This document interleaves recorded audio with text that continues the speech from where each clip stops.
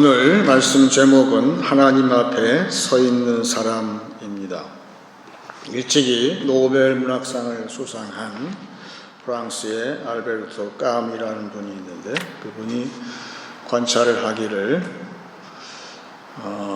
당신들 심판이 아주 멀리 있다고 생각하는 것보다는 언제든지 심판은 닥칠 수 있다고 생각하고 사는 것이 현명한 것이다. 그것이 인간의 실존이라 그렇게 이야기를 했어요. 기독교인들의 실존은 무엇인가? 심판하시는 하나님 앞에 내가 오늘도 그 하나님 앞에 서 있는 것, 그것이 우리 믿는 사람의 실존이라 할 수 있는 것이죠. 예수님은 말씀하시기를 산상수훈에서 그러므로 하나님의 심판하신 하나님 앞에 너희가 서 있는데 너희가 살 것은 어떻게 살 것인가? 그것은 다른 이웃에 대해서 우리가 어떻게 서 있을까 하는 것이죠. 예수님 말씀하신 산상수훈에서의 교훈은 절대로 다른 사람을 판단하거나 정죄하거나 심판하지 말라고 하셨어요. 따라서 우리 성도들은 심판이 원천적으로 금지되어 있어요.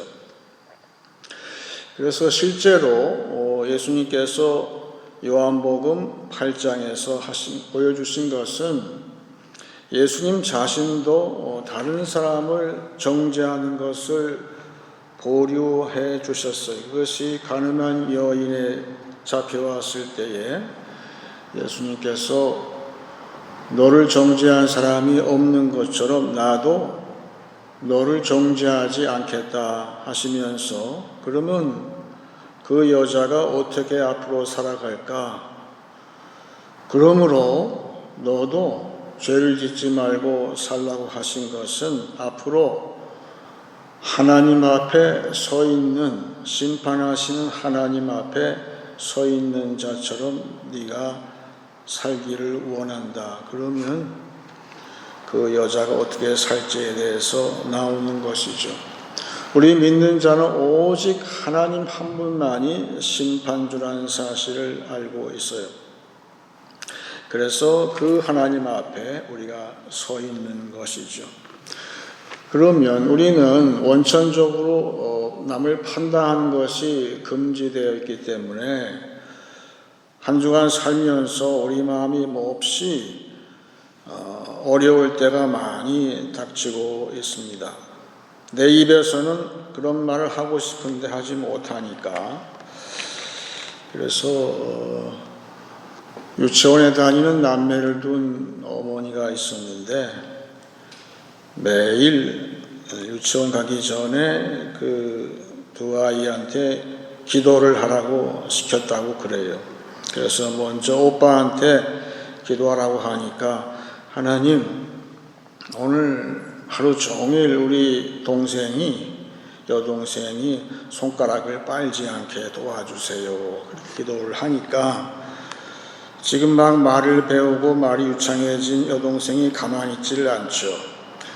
사랑하신 하나님, 오늘 하루 종일 우리 오빠가 제 생각이 안 나게 해주세요. 아멘. 기도했다고 그래요. 이 여자애가 크게 되면 어떻게 될까요?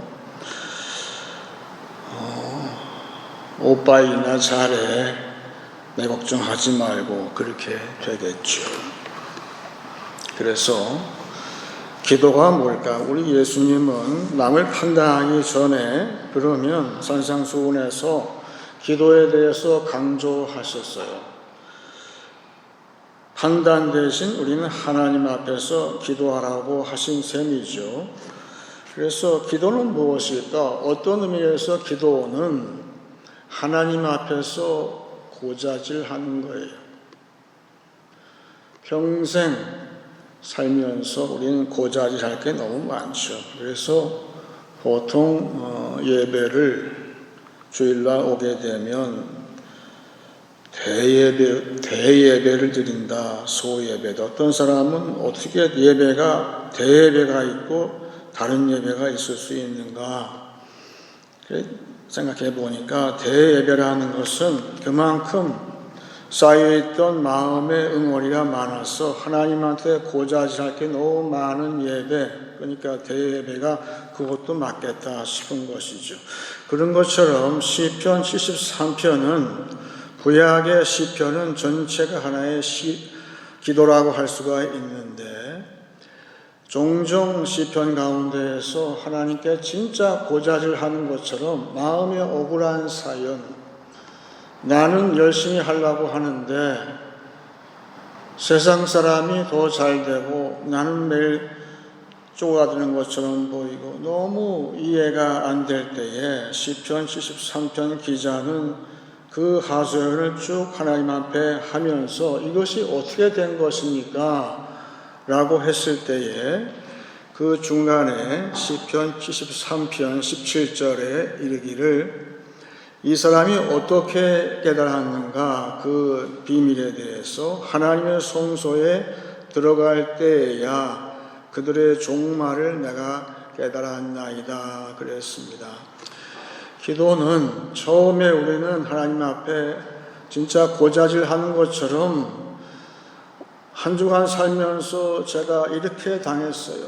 저렇게 당했어요. 저 사람이 나쁘지 않아요. 왜 제가 이렇게 살아야 됩니까? 그런 사연을 안고 기도를 하다가 성령이 함께 하실 때에 그럴 때의 성도는 최종적인 모습을 깨닫게 된다는 것이죠. 그것은 지난번에 한 것처럼 성도에게는 장래의 영광을 기도 중에 보여주시는 거예요.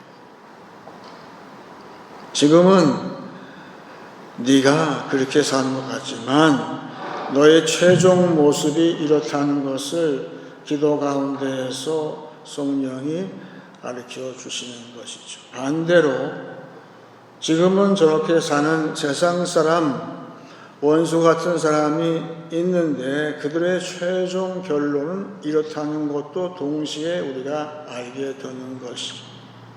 그럴 때에 기도는 무엇일까? 기도는 성도가 해야 하는 것은 하나님 앞에서 판단 대신에 오늘도 판단할 게 너무나 많죠.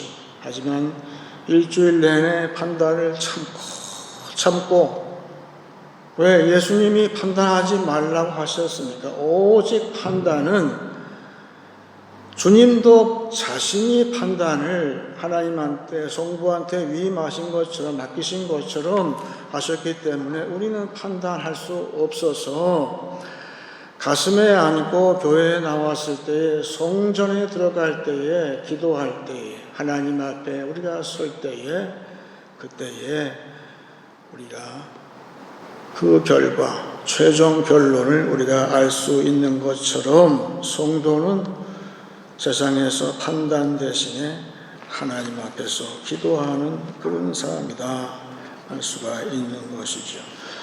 올해 노벨 문학상 수상자가 영광스럽게도 한국의 여류 작가가 수상을 했어요. 그분이 쓴 소설 가운데서 대표적인 소설 제목이 채식주의자라고 합니다.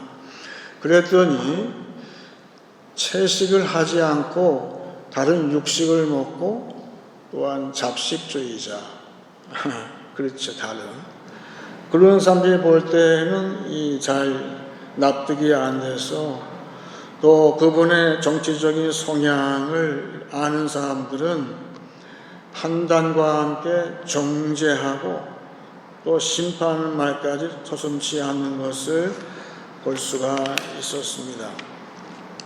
오늘 바울은 로마서 14장에서 교회 내에서도 이런 채식한 당시 2000년 전에 채식주의자처럼 채식만 먹는 사람, 근데 그것은 하나님을 위해서 나는 채식만 하겠다 그런 사람들이 있었어요. 저도 교회 내에서도 하나님 앞에 같이 예배를 드리지만서도 저하고 어떤 성향이 다른 사람이 있어요. 특별히 정치적인 의견이 다른 사람이 있어요. 그래서 예배 드릴 때는 잘 드리다가 우리 가족 가운데서도 그런 경우가 있어요. 그분이 참 오래 신앙생활을 하고 그랬지만 정치 얘기만 나왔다 하면은 좀 생각이 다른 얘기를 해요. 그럴 때 제 옛날에 우리 저를 지도하신 목사님이 교회에서 예배 마친 다음에 밑에 내려와서 남자들이 다 모여가지고 정치 얘기, 세상 이야기 막 할 때는 이 목사님이 큰 소리로 그만하라고 이제 집에 가라고 그러셨어요. 그게 도움이 안 된다는 얘기죠. 그래서 교회 내에서도 그렇지 않은 것이죠. 그럴 때 어떻게 하느냐 하는 거예요. 오늘 사도 바울은 14장 1절 이하에 이렇게 말하고 있어요. 믿음이 연약한 자를 너희가 받되 그의 의견을 비판하지 말라. 여기 나오죠. 철저하게 사도 바울은 예수님의 말씀을 그대로 따라서 하는 거예요. 그걸 응용해서 말씀하는 거예요. 2절에 어떤 사람은 모든 것을 먹을 만한 믿음이 있고 믿음이 연약한 자는 채소만 먹느니라. 여기 연약하고 강하다는 것은 뒤집힐 수도 있어요. 믿음이 강한 사람이 오히려 채소를 먹을 수 있는데 그건 중요한 게 아니고 어떤 사람은 성향이 그렇다는 얘기예요. 3절에 먹는 자는 먹지 않는 자를 없음 여기지 말고 먹지 않는 자는 먹는 자를 비판하지 말라. 이는 하나님이 그를 받으셨음이라 했습니다. 중요한 것은 무엇인가? 하나님이 나를 받으셨느냐 받지 않으시느냐 그게 문제라는 거예요. 바울의 초점은 거기에 있어요. 그러니까 저 형제 자매도 하나님께서 받으셨기 때문에 우리는 비판 대신에 어떻게 하면 되는가? 4절에 남의 하인을 비판하는 너는 누구냐? 이거 항상 우리가 달고 살아야 돼요. 너는 누구길래 그렇게 비판을 쉽게 하느냐? 따라서 성도는 비판은 월권하는 것이죠. 그가 서 있는 것이나 넘어지는 것이 자기 주인에게 있음에 그가 세움을 받으리니 이는 그를 세우시는 권능이 주께 있음이라 그랬습니다. 성도는 항상 두려워할 것은 남의 판단도 아니고 세상이 뭐라고 나한테 이야기하는 것도 중요하지 않아요. 성도는 항상 관심을 가져야 할 것은 나의 주인 대신 주님이 나를 어떻게 판단하시는가. 이 주님의 판단이 가장 두려운 거죠. 남편의 아내에 대한 판단도 중요하지 않아요. 또 아내가 남편 판단하는 것도 중요하지 않아요. 중요한 것은 주님이 지금 나를 어떻게 생각하시는가. 그게 항상 우리 성도는 머리에 있는 거예요. 그걸 위해서 사는 것이죠. 그래서 바울은 결론적으로 오늘 본문 12절에서 이러므로 우리 각 사람이 자기 일을 하나님께 직고하리라 그랬어요. 기도는 직고하는 거죠. 너희는 판단 대신에 각 사람이 직고하라고 되어 있어요. 왜냐하면 하나님이 저 사람을 나처럼 똑같이 받으셨기 때문에 그렇다는 거예요.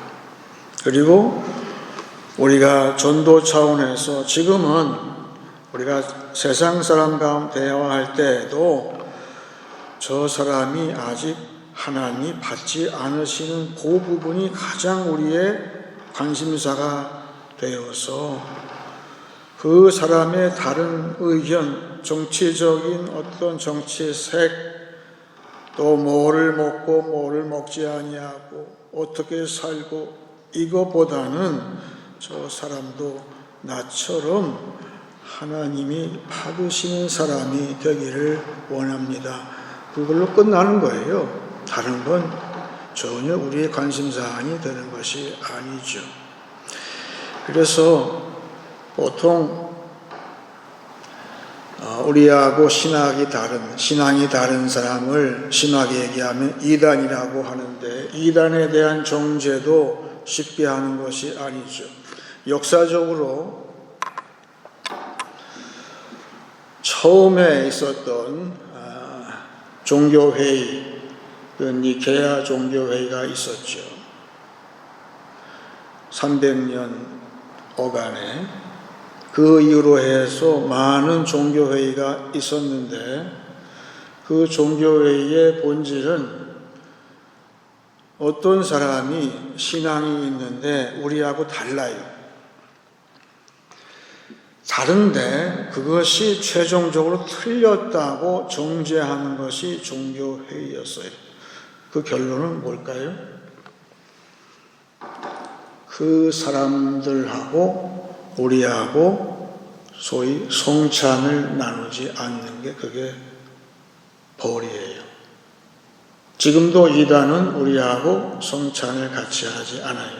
주님의 상을, 신교를 거부당하고 이렇게 갈라지는 것이 이단인데, 이단보다는 약하지만 우리 교단별로도 차이가 있어요. 그래서 장로교단이다, 또 침례교다, 성결교다, 또 감리교다 그래요. 한국은 교단들이 세가 크기 때문에 우리 믿는 자들이 자기 성향에 맞는, 자기의 어떤 그런 거에 마음에 맞는 교단에 속해 있는 교회에 찾아가는 게 쉽잖아요. 그런데 여기 이민을 와보게 되니까 규모가 작잖아요, 한인들이. 그래서 나는 감리교에서 자랐는데 여기 와서 동네에 감리교 교회가 없단 말이에요. 그러면 할 수 없이 다른 교단에 있는 교회를 나가게 되었다는 것이죠. 어떤 여성분이. 그래서 침례교회에 나가게 되었어요. 여러분, 침례교회에서는 우리가 보통 세례요한 얘기를 하는데, 침례교회에서는 세례요한이라고 안 그런다고 하면 그러죠. 침례요한 그렇게 얘기를 하는 것처럼 좀 달라요. 그래서 이 여성분이 참 다르지만 꼭 참고 신앙생활을 하고 교제도 하게 되었어요. 그래서 봉사도 하는데, 주방 봉사를 하는데, 어느 날, 그래서 식사 다 하고서 이제 설거지하는 시간이 됐는데, 커피 포트가 이렇게 딱 손에 쥐어졌어요. 그래서 그거를 대충 닦아서 옆에 있는 여자분한테 그거를 주니까 그 여자분이 그렇게 하지 말고 이것도 딴 것처럼 물에다가 씻는 것이 좋지 않겠어요? 그렇게 얘기를 하더라는 거죠. 그랬더니 이분이 정색을 하고, 그거 안 돼요. 이 커피 포트는요, 이게 감리교 커피 포트거든요. 이거 보세요. 여기 써 있잖아요. 절대 물에다가 담그지 말 것. 그렇게 얘기를 했다는 것이죠. 사도행전 18장을 보게 되면 바울에게서, 오늘 말씀한 바울에게서 양육을 받은 브리스길라, 아굴라 부부가 있었어요. 이 부부가 어느 날 그 회당에서 예배를 드리는데, 그날 설교자가 나왔어요. 그런데 설교를 엄청 잘하는 거예요. 아주 이분은 아볼로라는 분인데 아주 구약에 능통한 구약 박사예요. 그리고 언변이 너무 좋아가지고 그것도 아주 그냥 힘을 주어서 그 진실된, 이분 말이, 아볼로의 그 설교가 전부 사실인데 뭔가 들을 때에 이 두 부부가 걸리는 게 있었다는 것이죠. 그래서 사도행전 18장 26절에 이렇게 적혀 있습니다. 그가 회당에서 담대히 말하기 시작하거늘 브리스길라와 아굴라가 듣고 데려다가 하나님의 도를 더 정확하게 풀어 이르더라 그랬습니다. 지금 이 구절이 왜 중요하냐 하면 오늘 바울의 말씀 그대로 이 두 부부가 그대로 따라한 거예요. 나하고 같은 믿음인데 좀 다르게 보일 때에 어떻게 하느냐. 이 아볼로가 이야기할 때에 이들이 그걸 듣고 데려다가 그래서 이 얘기는 그 자리에서 당신 그거 틀렸다 하고 판단한 것이 아니라는 것이죠. 우리는 보통 그 자리에서 손 들고 질문하거나 그렇게 해서 그것은 당신이 알고 있는 바가 그것이 맞지가 않다라고 지적을 하기 쉬운데 이 두 부부는 아주 현명하게 행동을 했어요. 하는 말이 제가 상상해 보니까 아볼로 선생님 오늘 말씀 끝나고 나서 말씀 잘 들었습니다. 아주 유익했어요. 그리고 나서 언제 한번 저희 집에 식사 한번 하시죠. 그리고 이제 날짜를 정한 다음에 그 사이에 뭘 했냐 하면 이 두 부부가 열심히 기도한 거예요. 왜냐하면 이 아볼로는 어디까지 아냐 하면 그 예수님에 대해서 정확하게 이야기를 했는데 세례 요한에까지만 안 거예요. 세례 요한한테 세례를 받은 예수님에 대해서는 정확하게 구약에서 나와서 쭉 풀어가지고 거기까지 정확하게 이야기를 했어요. 근데 세례 요한이 말한 바 내 뒤에 오시는 분은 물로 세례 주는 것이 아니라 성령으로 세례를 줄 것이다 한 그 예수님에 대해서 실증적으로 지식이 없었다는 것이죠. 그래서 그거를 이분한테 어떻게 이야기할까 이 두 부부가 아마 열심히 기도했을 거예요. 그리고 나서 드디어 식사 시간이 돼서 이야기를 했다는 것이죠. 이야기가 적중을 했어요. 그래서 여기 나오는 것처럼 더 정확하게 풀어 이르더라 그랬죠. 그 얘기는 당신이 틀렸으니까 고쳐 그 뜻이 아니라 기도함으로 성령이 함께해서 아볼로의 마음을 이렇게 넓혀 이렇게 열어놓았다 그 뜻이에요. 그 사이에 내가 바로 판단하고 지적하게 되면 마음이 닫혔을 텐데 내가 성령과 함께 이야기를 할 때 성령이 그 사람의 마음을 이렇게 넓게 만들어서 예수님에 대한 믿음 성령과 함께 주로 고백하는 거기까지 갔을 때 어떻게 되냐 하면 기왕의 구약의 박사인데 말도 잘하고 이 아볼로가 그 말씀을 받고 성령이 증거하는 것이 뭔지를 알았어요. 내 머리로 지식으로 학식으로 증거하다가 어느새 이분이 성령으로 증거하는 것을 이제 몸에 체득이 돼요. 결국 성령이 아볼로와 함께하고 바울처럼 브리스길라 아굴라처럼 기도의 사람이 되었다는 거예요. 그럴 때 하나님께서 이 사람을 바울이 사역했던 고린도 교회로 아가야 지방으로 보냈을 때에 거기에서 역사가 났다는 거예요. 사도 바울도 고린도서에서 이 아볼로에 대해서 너무너무 고마워하고 있어요. 내가 못해 주었던 부분까지 구약의 모든 사례를 들어서 예수님이 그리스도시요 우리의 메시아요 장차 올 심판주요 그런 믿음의 구주라는 사실을 증거하게 되었다는 것이죠.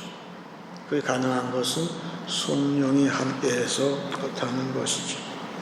그래서 오늘 같은 표현이 나오는데 오늘 1절 다시 보시게 되면 믿음이 연약한 자를 너희가 받되 그랬어요. 여기 받는다는 말이 같은 뜻이거든요. 성령이 그 사람의 마음을 열어주듯이 너희 마음도 열어주실 때에 그런 것처럼 그 사람을 비판하지 말고 받으라. 언젠가는 이제 그 사람의 모든 것을 너희가 어떻게 대할지를 알게 되고, 그래서 여기 5절 말씀에 어떤 사람은 이 날을 전날보다 낮게 여기고 어떤 사람은 모든 날을 같게 여기나니 각각 자기 마음으로 확정할 것이라 그랬어요. 우리말 번역은 그렇게 되어 있는데 원래의 의도는 너희의 말을 조심해서 하라 그 얘기예요. 기도해 보고 그 사람하고 나하고 다른 의견이 있을 때, 그럴 때에 네가 말을 하고 싶으면 그 말을 최종적으로 어떻게 해야 할지 판단하는 말이 아니라 그 말을 지혜롭게 해야 된다, 그렇게 이야기하고 있어요. 바울은 지금 얘기하는 것이 기도를 통해서 성령이 함께하고, 그래서 원래는 나하고 너하고 다르다, 이걸 다른 것을 강조하고 심하게 얘기하면 그건 틀렸다, 그렇게 얘기하는데 브리스길라와 아굴라처럼 그렇게 할 때에 따로 불러내서, 예수님도 군중 가운데 따로 불러서 그 사람을 치유한 적이 많으신 것처럼 따로 시간을 내서 기도함으로 그 사람을 그 성령이 성령이 하나가 되게 하시는 시간을 드리라는 것이죠. 그래서 성령이 역사하시는 그 타이밍에 맞추어서 이야기하고, 그것도 그 사람이 전부 다 맞는데 부족한 것은, 지금 채소를 먹는 사람의 문제는 나는 그 사람을 받지 못하지만 때가 되게 되면 그 사람도 마음이 열려지고 나도 열려지고 성령이 하나가 되게 하는 그런 때가 오기 때문에 판단 대신에 우리가 그 신중한 말을 할 때에 하나님 앞에 우리는 서 있는 사람으로서 각자 기도를 하지만, 이렇게 되면 너와 나가 아니라 우리가 된다는 사실을 아는 것이죠. 바울은 지금 우리가 되는 것, 나에서 우리가 되는 것, 그런 신앙을 지금 이야기를 하는 것이죠. 하나님 앞에 같이 서 있는 사람들이 되라는 것을 말씀하고 있는 거예요. 그래서 보통 교회에서 주기도문이 있잖아요. 그거를 노래를 만들어서 주기도송을 하는 교회가 많고, 우리 교회도 그렇게 찬송으로 하고 있어요. 그런데 주기도문에는 예수님께서 우리라는 말을 계속해서 강조하고 있어요. 그래서 우리가 성전에 나와서 기도할 때에는 처음에는 하나님 앞에 하소연을 할 때에 내가 이렇게 하지요. 그러다가 드디어 여기 있는 사람이 나에서 우리가 될 때에, 그때는 그것이 하나님 앞에 같이 서 있는 자가 되고 우리가 되고, 그럴 때 우리는 기도에서 찬송하는 우리가 된다는 것이죠. 그래서 찬송이 중요한데 그 찬송을 어떻게 하는 게 맞는 것인가? 그때 나오는 찬송은 심판과 정죄와 판단 대신에 우리에게 용서를 가르치신 주님에 대한 찬송을 한다는 것이, 오늘 그래서 바울은 이사야 45장에 있는 말씀을 인용해서 찬송하고 있어요. 오늘 11절에 기록되었으되 주께서 이르시되 내가 살았노니 모든 무릎이 내게 꿇을 것이요 모든 혀가 하나님께 자백하리라 하였느니라 그랬습니다. 거기 1번하고선 그 주석이 나와 있죠. 밑에 하나님을 찬미하리라 그랬어요. 이사야가 예언한 대로 장차 예수님으로 말미암아서 이 땅에 오실 하나님의 아들로 말미암아서 하나가 되고, 그리고 모든 판단이 다 사라지고 이방인과 이스라엘이 하나가 되는 그런 역사가 나타남을 지금 찬송을 예언했듯이 바울은 그대로 그것을 이제 보면서 결국은 하나님을 찬송하는 그런 사람들, 하나님 앞에 기도하면서 같이 서 있는 사람들, 그래서 교회에서 마지막에 우리는 찬송을 하는 것은 이제 드디어 성령이 운행하시면서 그 크신 일을 행하신 그 주님을 찬양하는 그런 찬송하는 우리가 되었을 때에 이제 한 주간 살면서 이제 다음 주에 우리가 살면서 세상에서 여러 가지 우리가 판단하고 싶지만 판단할 수 없는 억울한 일이 많이 있고, 하지만 이제 교회에서 찬송으로서 우리가 되었을 때에, 하나님 앞에 서 있는 우리가 되었을 때에 이제 세상에서 판단 대신에 용서할 수 있는, 이웃을 용서할 수 있는 그러한 힘이 거기서 나올 때에 그 찬송은 아주 위대한 찬송이 되는 것이죠. 이제 말씀을 정리하겠습니다. 하나님 앞에 서 있는 사람은 남을 판단치 않습니다. 성도는 판단 대신 하나님 앞에서 기도합니다. 기도하는 성도는 주님의 판단을 가장 두려워합니다. 판단과 정죄와 심판 대신에 하나님 앞에 서 있는 우리가 됩니다. 하나님 앞에서 찬양하는 우리가 되었으므로 심판 대신 용서하는 한 주간 되시길 축원합니다. 찬송 615장 모든 서로 다른 것에 대해서 판단과 정죄와 심판 대신에 우리 인류에게 용서를 가르치신 그 주님께 바울과 같이 큰 일을 행하신 주님을 같이 찬양하기 원합니다. 615장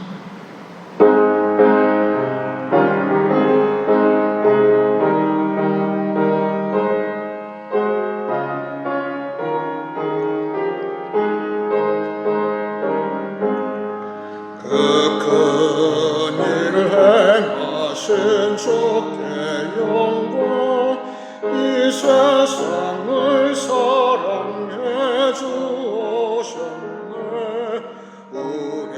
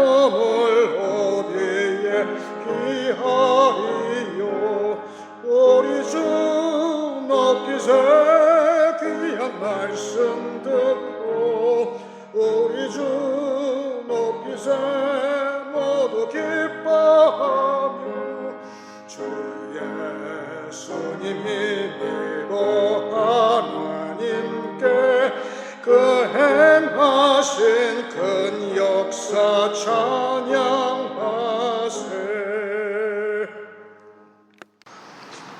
이제 기도할 때 제가 먼저 마태복음 6장을 읽고 같이 기도하기 원합니다.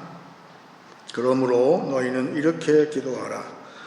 하늘에 계신 우리 아버지여, 이름이 거룩히 여김을 받으시오며 나라가 임하오시며 뜻이 하늘에서 이루어진 것 같이 땅에서도 이루어지이다.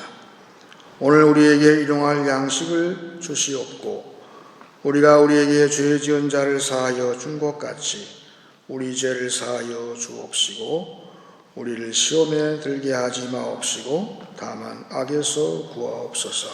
다 같이 기도하겠습니다.